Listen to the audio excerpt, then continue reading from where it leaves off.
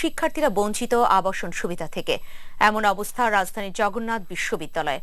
ঐতিহ্যবাহী বিদ্যাপীঠ নানাই চড়া উতরাই পেরিয়ে বিশ্ববিদ্যালয়ের মর্যাদা পেলেও হলগুলো বেদখলে রয়ে গেছে আজও। নিজেদের অধিকার ফিরে পেতে শিক্ষার্থীদের দীর্ঘদিনের দাবির মুখেও প্রশাসন যেন কোনো উদ্যোগই নিতে পারছে না। মাইনুল ইসলামের ধারাবাহিক রিপোর্টে দেখুন দ্বিতীয় পর্ব। দেখছি আমরা ছাত্রাবাস নামে পরিচিত। স্বাধীনের পরে ছাত্ররা ছায়াছে আজমল হল ছিল এটা। একসময় জগন্নাথ বিশ্ববিদ্যালয়ের একাধিক হল থাকলেও এখন প্রায় সবগুলোই বেদখলে। এমন তথ্য অবিশ্বাস্য বা রূপকথার মতো মনে হলেও জগন্নাথ বিশ্ববিদ্যালয়ের ক্ষেত্রে সম্পূর্ণ সত্য। শহীদ আজমল হোসেন হলটি শহীদ পরিবারের নামে থাকলেও আব্দুর রহিম মুন্সি এলাকার পঞ্চায়েত সমিতির সাধারণ সম্পাদক সেই জোরেই থাকেন এই হলে। পরিবারের অসচ্ছলতার কারণ দেখিয়ে প্রশাসনকে ম্যানেজ করে বিশ্ববিদ্যালয়ের আবাসিক হলটি ভাগিয়ে নেয়ার তথ্য বেরিয়ে এলো আব্দুর রহিমের কথাতেই।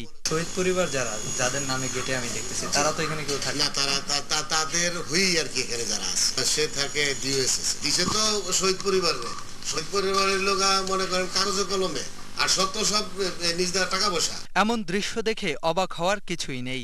কাগজপত্র তৈরি করে এভাবেই বছরের পর বছর বসবাস তাদের। আর বিশ্ববিদ্যালয়ের অভিযোগ অনুযায়ী একইভাবে শহীদ শাহাবুদ্দিন হল রয়েছে স্থানীয় ভূমিদস্যু ও চাঁদাবাজ আমিনুল হক ওরফে বিপ্লবের দখলে। মালিক 2-1 মাস পর আসে। কি নাম ওনার? না, এখানে হল বলতে আমরা শুনছি বা কাগজপত্র পাইছি ওনার কি ভাড়া নিয়েছিল, ভাড়া নিয়ে কি ছাত্র আপনার ম্যাচ হিসেবে থাকতো আর কি। আর ঠিক বিশ্ববিদ্যালয়ের সামনেই নাজিমুদ্দিন হল ছিল বলে জানা গেলেও তার মালিক রয়েছে একাধিক ব্যক্তি। গড়েও তুলেছেন সুউচ্চ ভবন, পরিচালনা করছেন একাধিক ব্যবসা প্রতিষ্ঠান। বিল্ডিং এর মালিক আপনি না? তো আপনি কি? আমি আমার সাথে আর পার্টনার আছে।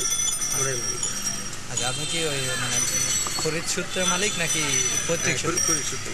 আর ক্রাউন মার্কেট নামে ভবনটি একসময় ছিল পাটুয়াটুলি কর্মচারী আবাস, এমন তথ্য নিরাপত্তা কর্মীর। আগে জগন্নাথের কি ছিল না? জগন্নাথের 36 শ্রেণী কর্মচারী স্টাফ কোয়ার্টার ছিল। মালিক আছিল 3 জন।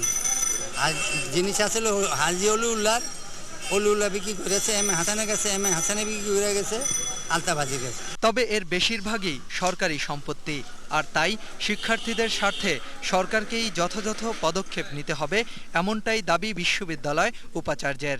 2005 সালে যখন এই বিশ্ববিদ্যালয় করা হয় তখন এই একটি ছাত্রাবাস জগন্নাথ হলের কাছে মানে বুঝিয়ে দেওয়া হয় নাই বা পাওয়া যায়নি, কারণ এই ট্রানজিশন পিরিয়ডের মধ্যে এই হলগুলো এই ভূমিদস্যু বলেন যা বলেন দখলদার এগুলো দখল নিয়ে নেয়। এই হলগুলো উদ্ধার করার জন্য সরকারকে দায়িত্ব নিতে হবে। মাইনুল ইসলাম, 21 টেলিভিশন, ঢাকা।